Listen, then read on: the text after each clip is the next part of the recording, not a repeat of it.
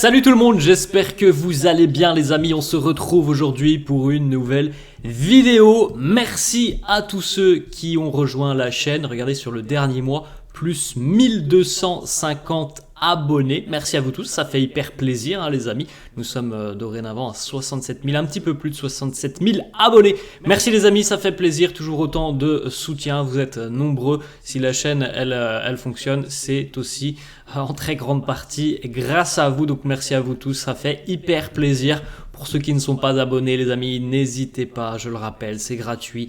Voilà, il y a juste un petit bouton à cocher. Vous serez abonné, vous aurez une petite notification quand une vidéo est publiée sur la chaîne. Et puis n'hésitez pas non plus à lâcher un petit pouce bleu pour ceux qui sont sur TikTok. Vous pouvez me rejoindre, Robinho21 YouTube, c'est TikTok spécial Real. Et ActuFoot /-du6 Afrique, c'est un compte spécial foot africain. On va démarrer les amis avec l'anniversaire d'Emilio Butragueño. C'était hier, on lui souhaite évidemment un très joyeux anniversaire. Légende du club, c'est un homme très important dans l'histoire du Real Madrid. Et on rappelle qu'Emilio est toujours présent au sein du club. Il gère un petit peu des relations, les relations internationales du Real. C'est pour ça qu'on le voit souvent notamment lors des tirages au sort. Il est présent, il représente un petit peu le Real. On lui souhaite évidemment un très joyeux anniversaire. Il y a aussi 23 ans, jour pour jour, Zinedine Zidane était présenté au Bernabéu. Déjà 23 ans les amis que Zizou arrivait et s'engageait du côté de Madrid. À l'époque on n'avait pas de public pour la présentation. Je pense que voilà, s'il y avait eu du public, il y aurait eu beaucoup de monde. Voilà, c'était déjà il y a 23 ans la présentation de Zizou. On regarde les amis les deux unes des quotidiens madrilènes. Le quotidien AS qui consacre sa une à Rudy Fernandez. Je crois que c'est le meneur, me semble-t-il, de la sélection espagnole de basket. Les JO vont bientôt démarrer. En ce qui concerne le Real, on a une petite information juste ici en bas. Los Cinco Magnificos, Mbappé, Vinicius, Rodrigo, Brahim et Hendrick ont totalisé à eux 5 108 buts l'année dernière, ce qui est quand même très impressionnant. Et c'est ce qui nous laisse augurer aussi que on aura une saison, on l'espère, très productive du côté du Real. Dans le secteur offensif, normalement, avec toutes ces stars, on devrait être en mesure de marquer beaucoup de buts du côté du Real et d'offrir beaucoup de spectacles aux supporters. Il y a 108 buts à travers ces 5 joueurs. Et du côté du Real, on sait aussi qu'il y a d'autres joueurs qui sont capables de se mettre en avant, de se montrer. Et ça peut, je l'espère, faire une saison exceptionnelle la saison prochaine. On continue avec une autre petite information que l'on retrouve sur cette une du quotidien. C'est de l'autre côté, vous voyez Hansi Flick, le nouvel entraîneur du Barça, interrogé sur les classicos, l'importance des classicos face au Real Madrid. Il reste très humble en nous disant « Contra el Madrid son dos partidos ». Contre le Real, c'est 2 matchs. Voilà, il est évident que la saison en général ne se joue pas sur les classicos, mais ça peut être déterminant.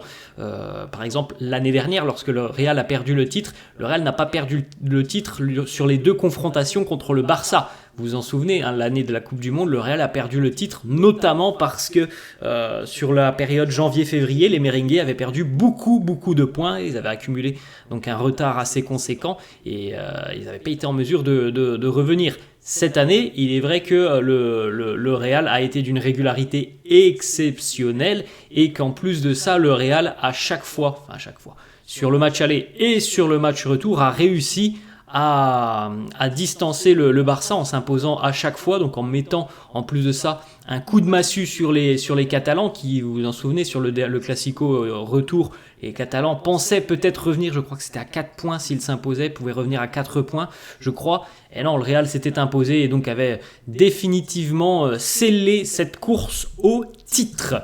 On poursuit la une du quotidien Marca avec les gymnastes espagnols de la natation.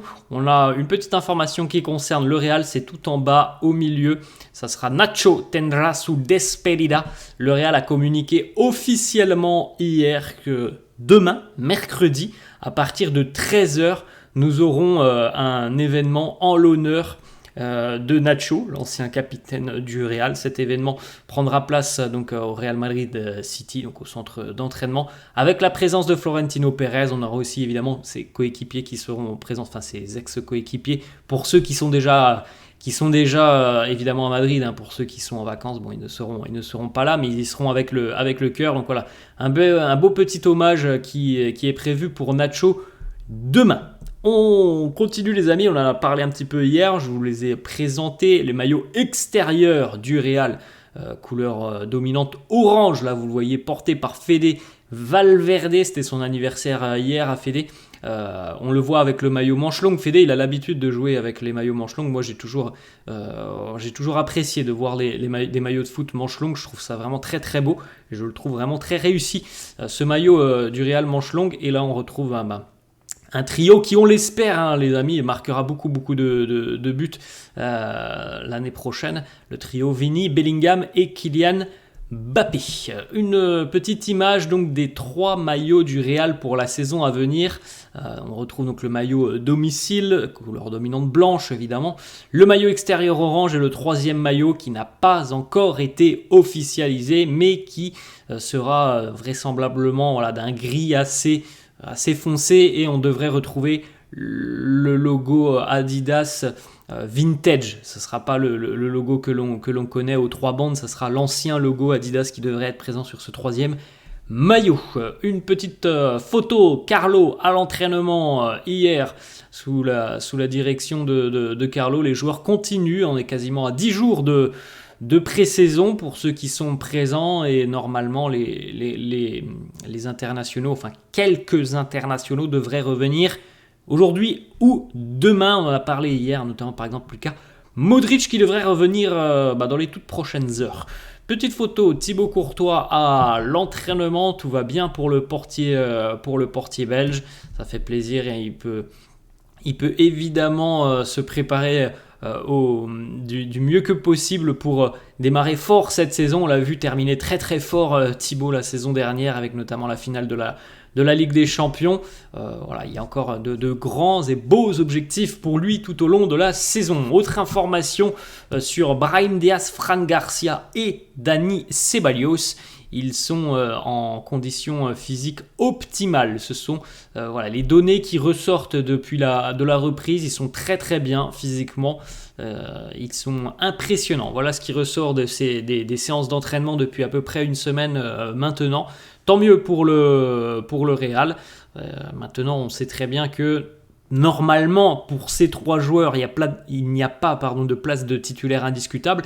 Mais sur le début de saison, étant donné que la reprise est échelonnée selon les joueurs qui ont participé aux compétitions internationales ou non, on peut avoir besoin d'eux, notamment sur le début de saison. Alors, je ne sais pas si Dani Ceballos sera encore là dans 1 mois et demi, mais on peut avoir besoin d'eux tout au long de la saison, mais peut-être un petit peu plus en début de saison, lorsqu'il y a des états de forme qui sont un petit peu disparates, parce que certains ont 3 semaines d'entraînement, alors que d'autres en auront peut-être qu'une quand on commencera le championnat dans un petit peu moins d'1 mois maintenant. Donc ça peut être évidemment aussi un rôle important qu'ils auront tout au long de la saison, et notamment en ce début de saison. Petite information aussi qui concerne Jesus Valiero. Selon certaines sources, il est l'entraîneur. Il est le joueur qui s'entraîne le plus à Valdebebas depuis son retour. Alors il faut savoir que Jesus Valiero était revenu un petit peu plus tôt même de vacances pour se préparer aussi du côté de Valdebebas, juste avant la reprise de l'entraînement, 2-3 jours avant. Donc on sait très bien que c'est quelqu'un de très très professionnel, Jesus Valiero. On a entendu qu'il souhaitait terminer son contrat avec le Real. Il a encore 1 an de contrat. Le Real ne le force absolument pas à partir. S'il y a une proposition intéressante, peut-être qu'ils en discuteront. Mais pour le moment, on ne force absolument pas Jesus Valiero à quitter le club. On continue les amis avec une petite information. Les Merengues prendront la direction des États-Unis ce dimanche. On rappelle les 3 rencontres pour le Real face à l'AC Milan le 31 juillet à Chicago, face au Barça le Classico le 3 août, ça sera du côté de New York, et puis on terminera le 6 août du côté de Charlotte face aux Blues de Chelsea. On enchaîne avec 2 petites informations qui concernent des jeunes de la Castilla, que l'on connaît un petit peu aussi en équipe première et qui seront du voyage aux États-Unis. Nico Paz devrait être présent. Pour rappel, les amis, on avait vu cette information il y a une dizaine de jours. Plusieurs clubs sont intéressés par Nico Paz et plusieurs clubs étudient la possibilité d'un transfert cet été. Il est évident que Nico Paz a vraisemblablement peu de chances d'avoir du temps de jeu au Real la saison prochaine. C'est un joueur extrêmement talentueux. Maintenant, ça semble très compliqué qu'il ait du temps de jeu l'année prochaine, donc il est évident qu'il y aura des sollicitations. Le Real sera peut-être ouvert à une vente, mais normalement, on rappelle que le Real est ouvert à la vente, mais qu'il faudra qu'il y ait des clauses spéciales, que le Real conserve les droits du joueur, un petit peu comme ce fut le cas, par exemple, pour Miguel Gutiérrez, parce que le Real sait très bien que si le joueur éclot et brille à l'extérieur dans un autre club, eh bien peut-être que du côté du Real, on se posera des questions et on se dira dans 1 an, dans 2 ans, je ne sais pas, c'est peut-être une bonne idée de le faire revenir. C'est pour ça que le Real aime garder cette possibilité si le joueur vient à briller dans un autre club. Autre information, Alvaro Rodriguez, lui aussi devrait être de la partie du côté des États-Unis. On enchaîne avec l'information du quotidien sur l'avenir d'Andriy Lunin. C'est assez tendu en ce qui concerne le Real et le représentant d'Andriy Lunin, qui n'est ni plus ni moins que Jorge Mendes. Jorge Mendes qui pousse d'ailleurs Lunin vers la sortie.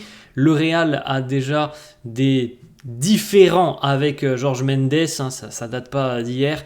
Il n'y a jamais eu des relations très bonnes entre le Real et l'agent Jorge Mendes, donc évidemment que c'est compliqué à l'heure actuelle toutes ces discussions et comme depuis quelques jours, la tendance est très sérieuse, un départ d'Andriy Lunin. On enchaîne avec une petite information. Aujourd'hui auront lieu la mise en vente des places pour la présentation du jeune attaquant brésilien Endrick, mise en vente aujourd'hui à partir de 16h sur le site officiel du club.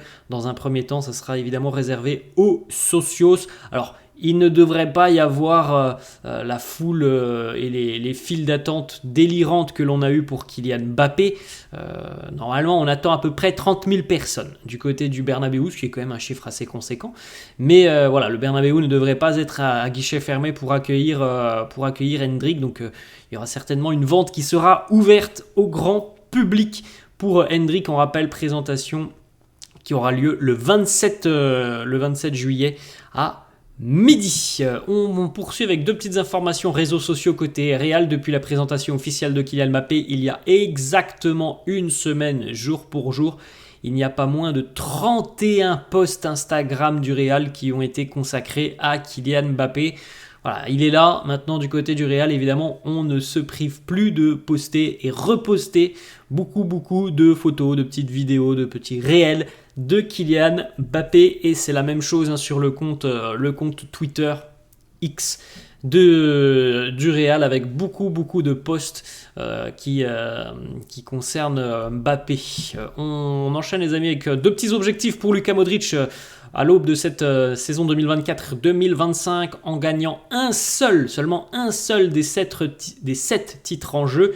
Il deviendrait le Madrilène le plus titré de l'histoire avec 27 titres devant Nacho et il y a cette possibilité de le gagner dès le premier match de la saison face à l'Atalanta Bergame. En jouant 10 matchs de plus, ce qui devrait être fait normalement par Luka Modric, il rejoindra le top 10 des joueurs les plus capés de l'histoire du Real Madrid avec 544 matchs. Petite information aussi pour Dani Carvajal, vainqueur de l'Euro. Dani Carvajal peut être vainqueur du Ballon d'Or, on verra.